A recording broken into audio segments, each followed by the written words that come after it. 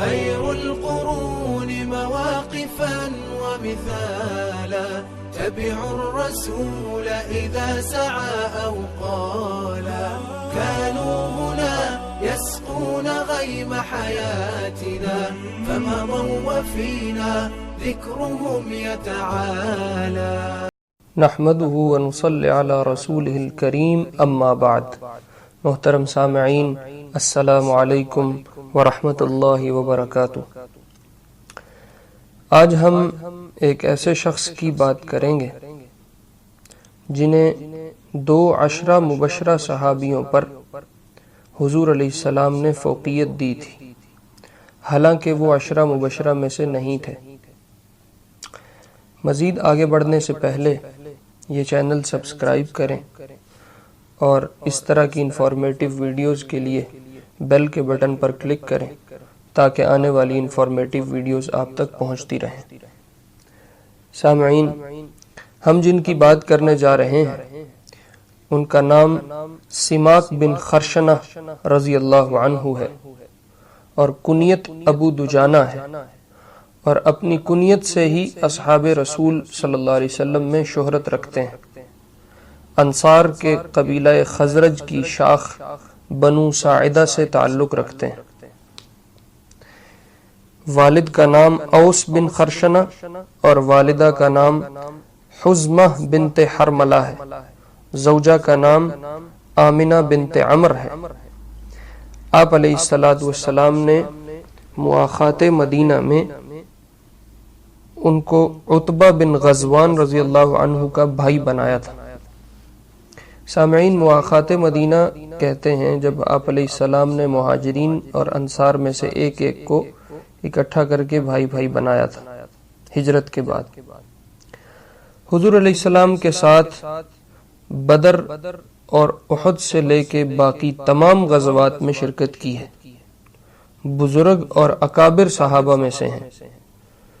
احد کے دن ابو دجانہ رضی اللہ عنہ اتنی جان نثاری سے لڑے کہ رسول اللہ صلی اللہ علیہ وسلم نے احد سے واپسی پر حضرت علی رضی اللہ عنہ سے فرمایا کہ اگر تم آج لڑائی میں سچے تھے اور تم اس پہ قسم کھاتے ہو تو قسم ہے سہل بن حنیف اور ابو دجانہ بھی آج لڑائی میں سچے تھے.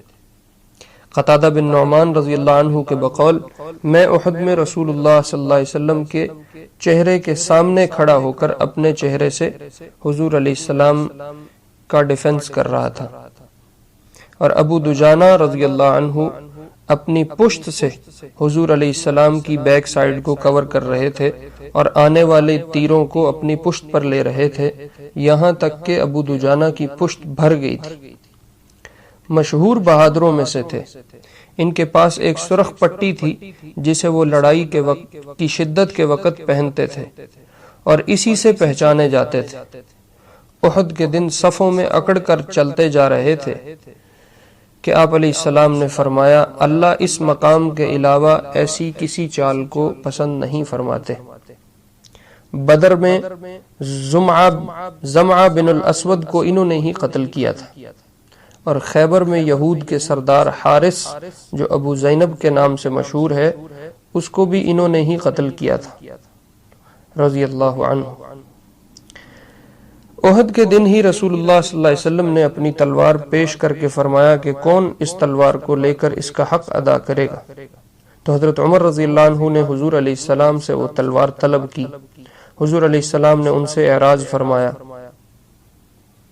پھر حضرت زبیر بن عوام جو 10 مبشرہ میں سے ہیں اور حضور علیہ السلام کی پھپھی صفیہ کے بیٹے ہیں انہوں نے طلب کی.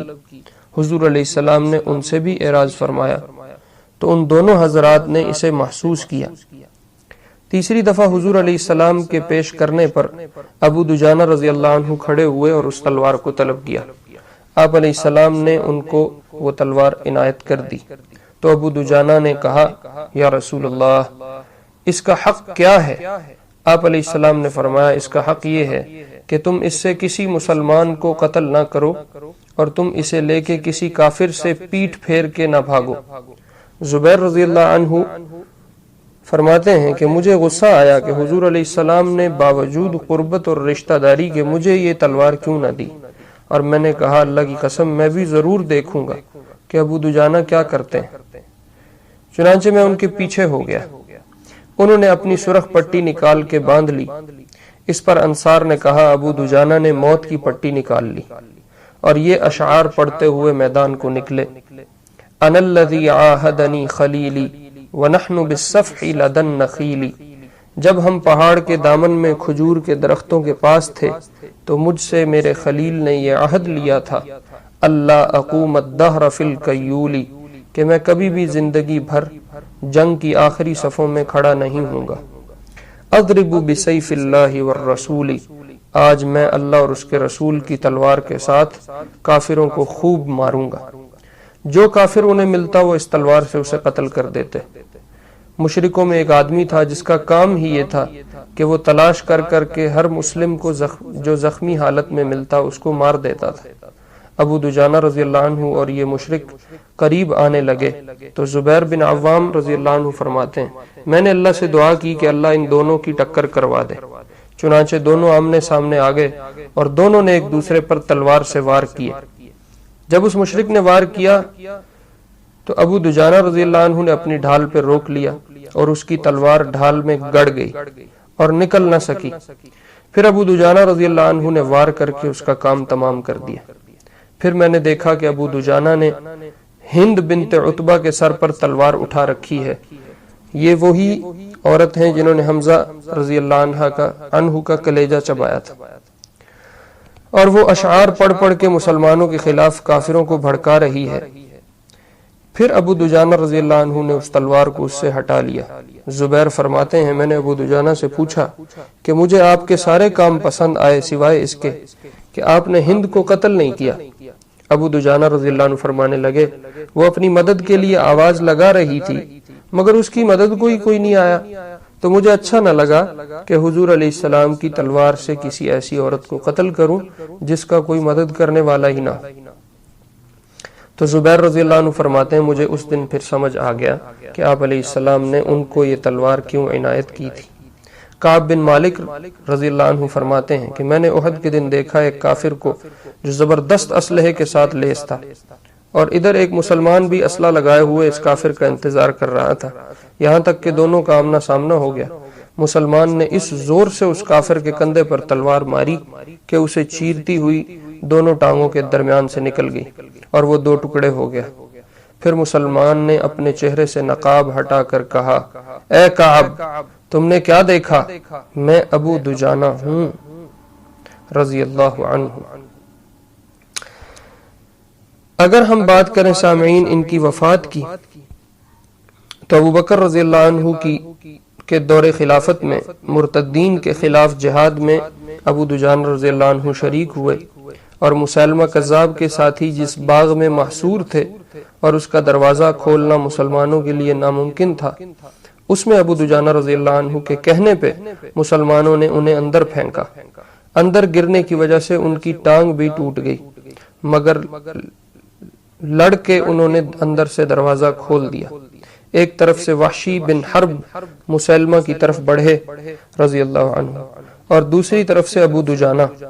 جب وحشی کا نیزہ اسے لگا، سیم اسی وقت میں ابو دجانہ رضی اللہ عنہ بھی تلوار لے کر اس کے سر پہ تھے۔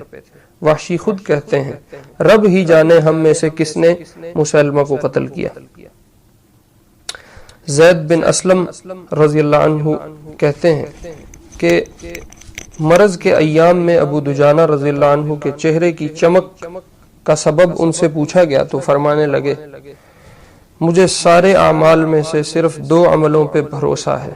سامعین یہ بات بڑی غور طلب ہے، اتنے بڑے آدمی اور اتنے غزوات میں حضور کے ساتھ شرکت، اور کسی عمل پہ ان کو بھروسہ نہیں سوائے 2 کے کہ مجھے میری اس پہ بخشش ہو جائے گی۔ ایک یہ کہ میں لایانی اور بے فائدہ بات کبھی نہیں کرتا، اور دوسرا یہ کہ تمام مسلمانوں سے میرا دل صاف ہے۔ اسلام کا یہ سپوت، عظیم سپوت، 12 ہجری میں یمامہ کے مقام پر لڑتے لڑتے جام شہادت نوش کر گیا اور یمامہ میں ہی دفن کیے گئے۔ ابو دجانہ رضی اللہ عنہ کے یہ سامعین مختصر احوال ہیں۔ अल्लाह रब्बुल इज़्ज़त इन हजरात के तज़किरा जिंदा करने की तौफीक हमारी नस्लों में अपना दीन जिंदा फरमाए और बिला इस्तेहकाक इन लोगों की सफ़ों में हमारा हशर फरमाए। व आखिरु दावाना अल्हम्दुलिल्लाहि रब्बिल आलमीन।